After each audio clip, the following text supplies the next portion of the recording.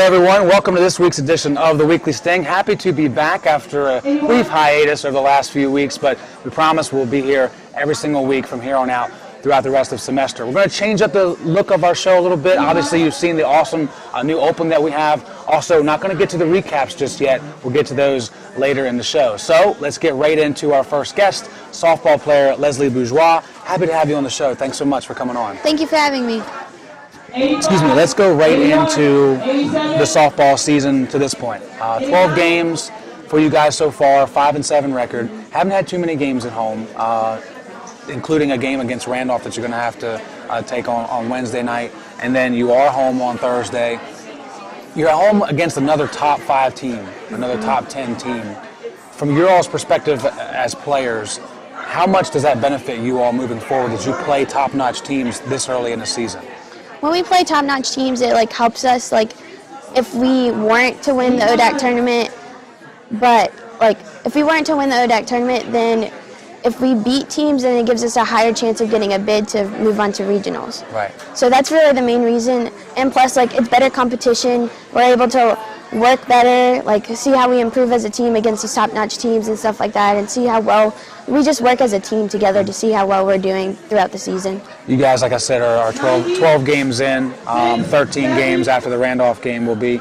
I want to know how the progression of the chemistry has gone so far, because I talked to Coach Simmons at the beginning of the season. She said you guys were young, and you are. If you look at the roster, including yourself, you're a sophomore, getting starting time. How has that process been so far as everyone coming together and playing as one? I think we've meshed a lot recently. I think our team, at the beginning, we were really young. We weren't really getting together and gelling together and becoming a full team. We'd work together, but we'd all have our mistakes and stuff like that. Lately, we haven't really had that many mistakes. We've been working together more. We're communicating better, and just honestly, I think we're coming just together as a team. I think we're becoming one, and that's really what we need to do, especially with the season. And we have so much season left, and we're actually today or Wednesday we're opening up our conference play. So it's definitely a great thing that we're gelling together and meshing together and just becoming a team. Is there a specific part of what you guys do, a part of your game that you think is really good right now, or that may be something that could help you guys continue to be successful in the future? I think our defense has always been strong, and I think we are continuing to get stronger and stuff, but I think our offense has actually picked up. I think we're becoming a better team offensively, and just them two in hand just work well together. So. Well, we certainly wish you the best of luck moving forward. Thank you. Those are certainly key components to having a successful team, and Coach Simmons knows a lot about successful teams. Let's go off the field a little bit and talk about something that's really cool. It's been in our news, in the LHSN news, a lot more lately. It's been SAC, Student Athlete Advisory Committee, here at Lynchburg College. You guys have really been getting more involved with things over the last few weeks. We had the It's On Us video that we made last week. We had you guys putting Easter baskets together for Laurel School. You're obviously a part of SAC, otherwise I wouldn't be asking you about it. But what do you see as something that organization could evolve into, something that maybe is a goal that you guys have in mind, that you consistently will be this group on campus doing these certain things? I think SAC is just a great opportunity for student athletes to become more involved within the community, not only on campus but outside of campus. And I think that we're working really hard to become one and work hard to make sure everyone's involved. We're talking about involving not only the student athletes or the athletic department, but involving the whole campus and making sure we're just one, we're the voice between John Waters and the different teams. Right. So we're just here to help get news out, and we're reaching a goal where right now we're just trying to get it picked up and moving and stuff, and we've done a lot recently, and I think that everything we've done so far is great.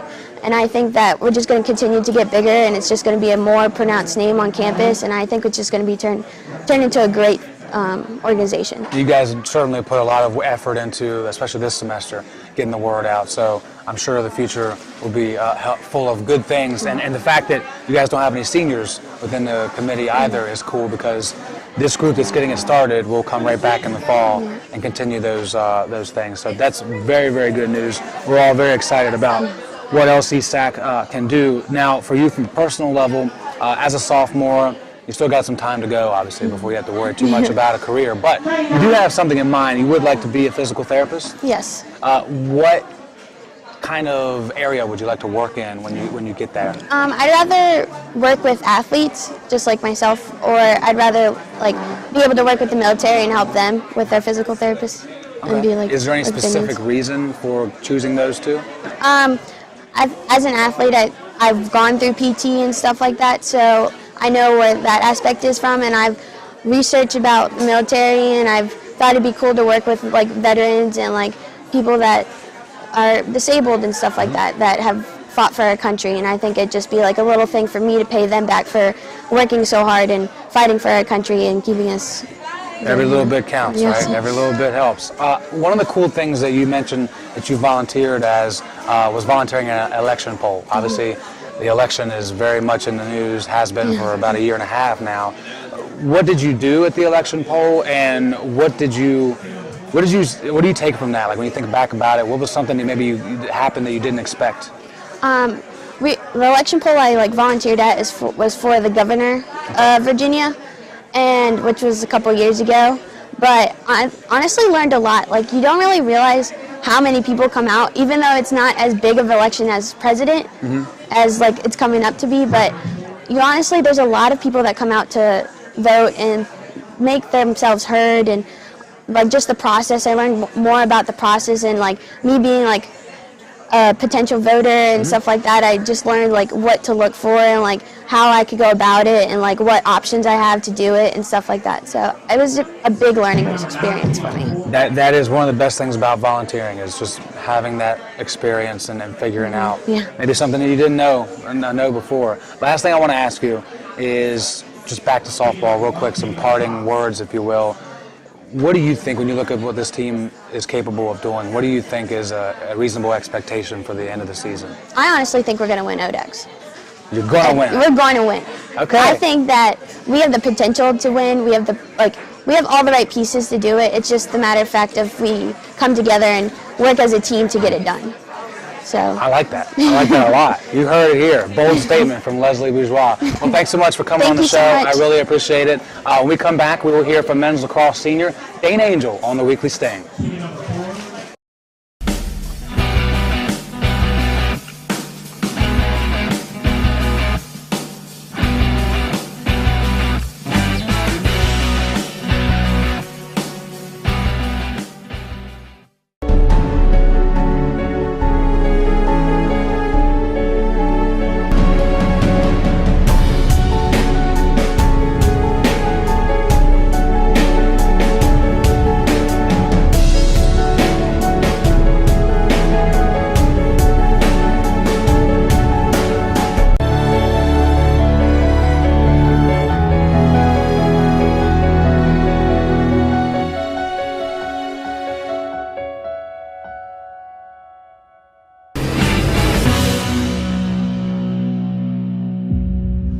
Welcome back, everyone, to the Weekly Sting. I'm your host, Joe Hutzler, and this week we have a trivia question for you, as always, and it pertains to men's lacrosse. We asked you this week and let you know that against Endicott, Austin Stewart became the top point scorer in Lynchburg men's lacrosse history.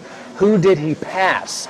Someone who's still here on campus, actually. So we'll get to the answer in the next segment after our next break on the Weekly Sting. Without further ado, let's bring in our next guest, who is also on the men's lacrosse team, Dane Angell. Dane, thanks for coming on the show. Thank you for having me. I want to get into the season so far. You guys are coming off a pretty big win on Saturday against number 6 York. Now they're number 4, and you guys dropped 2 spots. I don't understand any of that. But nevertheless, in that weekend up in Stevenson, I think we saw potentially the turnaround. Do you guys feel that way, coming off the disappointing loss to RIT, bouncing back against York and winning that one the way you did? You guys feel like that might be the turnaround for your team this season?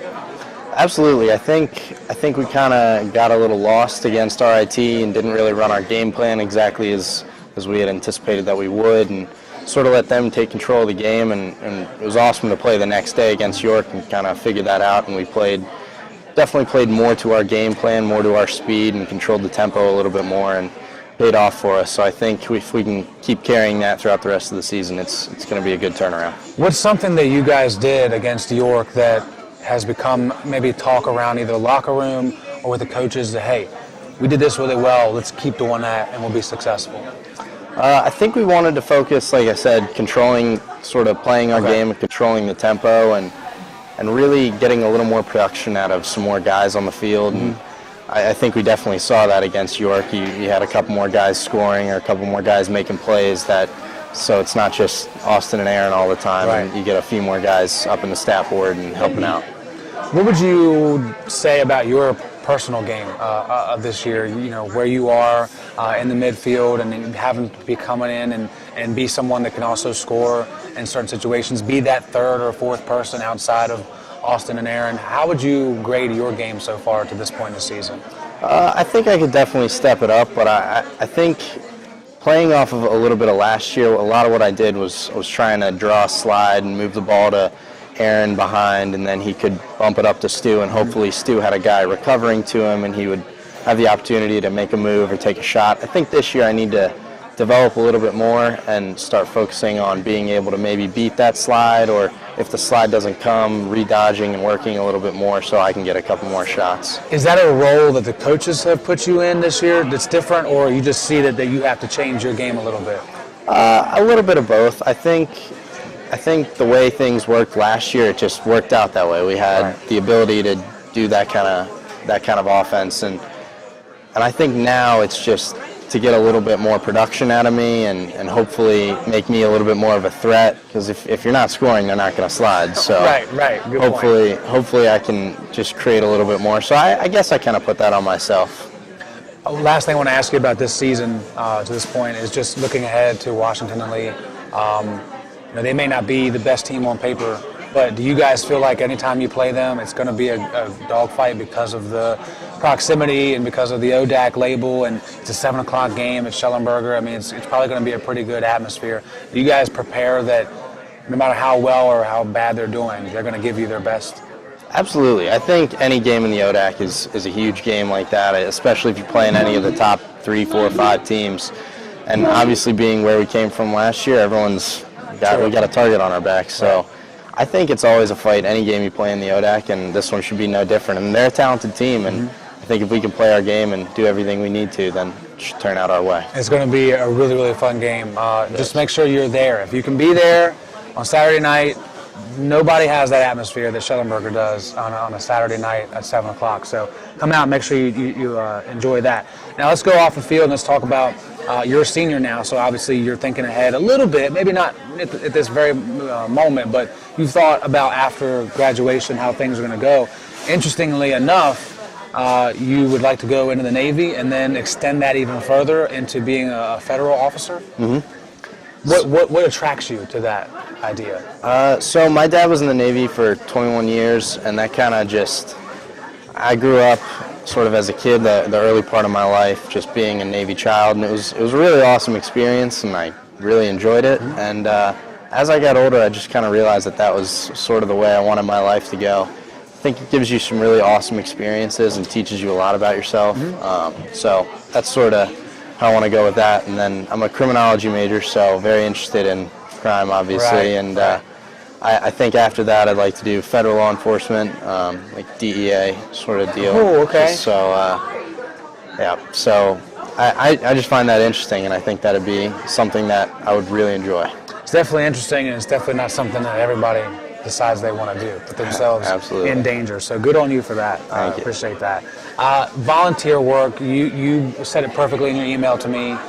You guys do a lot just within the men's lacrosse program, and you do, even when it comes to in-season stuff. Over spring break, you guys got to essentially host a Greek Olympics at a school. Tell us about that event and what you guys helped out with, and how cool that is to be able to be a part of something that's a big deal to little kids.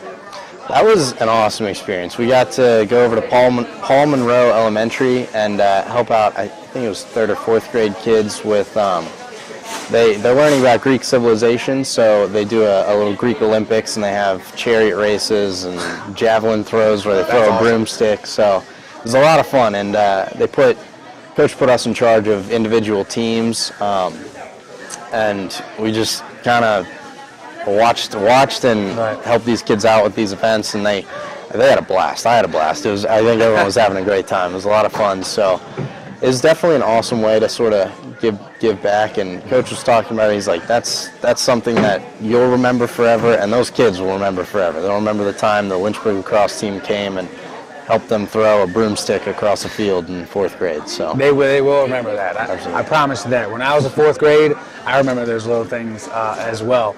Last thing I want to go to is a couple hobbies of yours, just being outside, hiking, camping.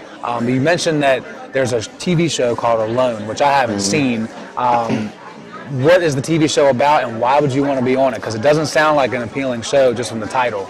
It's a really cool show. It's on History Channel. It's I think it's roughly 10 men and women end up being put alone in in one place in various spots. So the last season was on Vancouver Island up in Canada, and you get 10 survival supplies, and it's basically last one out there wins.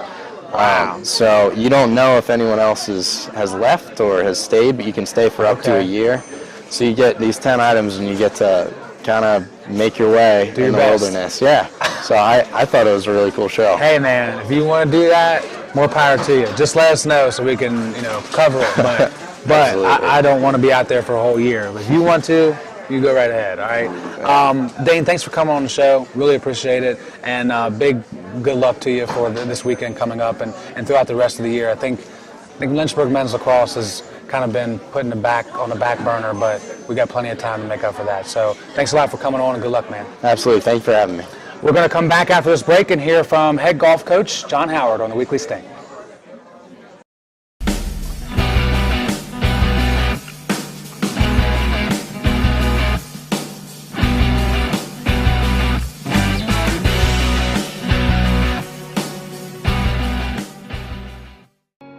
It's on us, every Hornet, to stand up for one cause, to stand up against sexual assault. To have the knowledge necessary to identify when sexual assault may occur. To show integrity when confronted with a domestic violence conflict. Where consent has not or cannot be given. To create a community where sexual assault is unacceptable. To provide service to survivors who need our support. To embrace diversity and to provide a safe atmosphere for all Hornets. Regardless of race, sexual orientation, gender, or ability. To engage others on the importance of sexual assault awareness. To value the tradition of standing up for others when they reach out. To be consistent with our message, never wavering what is unacceptable. It's on us to stand up to sexual assault at Lynchburg College. We are one nation, and it's on us. It's on us. It's on us. It's on us. It's on us. It's on us.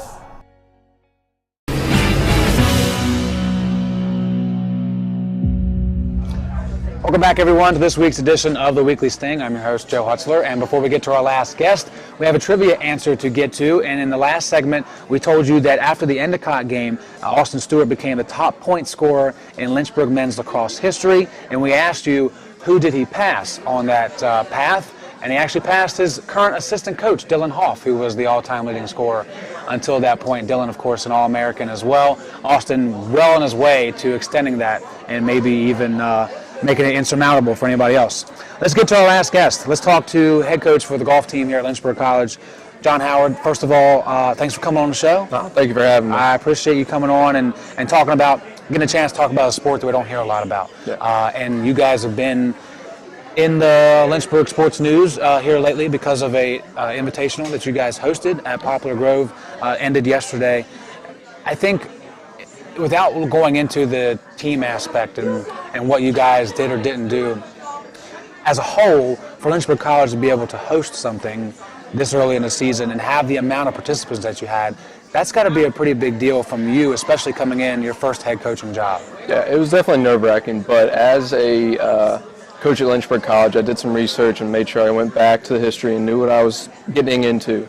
And we have actually hosted a tournament since we started in the ODEC in 1976. So this is a big thing that is very historic. And I took a lot of pride in it. I made sure we got some good teams, and it was a great turnout. We had 53 players, 9 teams. Longwood sent some individuals, and I was really proud of the turnout and really proud of my guys and how they played. Now, what is the most nerve-wracking part? Now that you sit back and look at it and think, whew, I can't believe I got through that moment. Probably the speech at the end with the awards. Don't do good on camera, so we're having fun right now. Yeah, I can imagine that wasn't the best, but just keep it short, man. That's all you gotta do. Just keep it simple, to the point, and you'll be all right. For you, for those who don't know, I mean, you're in your first job as a head coach. You're coming straight out of being a player at CNU, a pretty good player at that. Sure, if you want to say that. Okay. What's been the biggest adjustment from being a player to now actually coaching guys that aren't that much younger than you are? Yeah. When I came in, a lot of people said that my age was going to be a hindrance on how I was going to coach. Just saying I might relate with it until I become a friend instead of being a mentor and the coach that I needed to be. I took that as a little bit of a challenge and thinking that my age was going to be something I could use to my advantage. Being able to relate to the guys, being able to teach them in ways that I knew that they would be able to relate to. And it has been an advantage, and it's been a great way to go through it. Big change probably is coming to Lynchburg College. It's been a rough few years for us, but coming in and having to develop a culture where I came into senior year, there was a culture already developed. It's been really tough to try and figure out which ways I want to go, but it's been very nice to be able to create the own path I want for this team, and it's a very bright future we have in front of us. You mentioned the word path, and every coach that comes in, and especially when it's in your situation where you have to establish something, they kind of have a plan.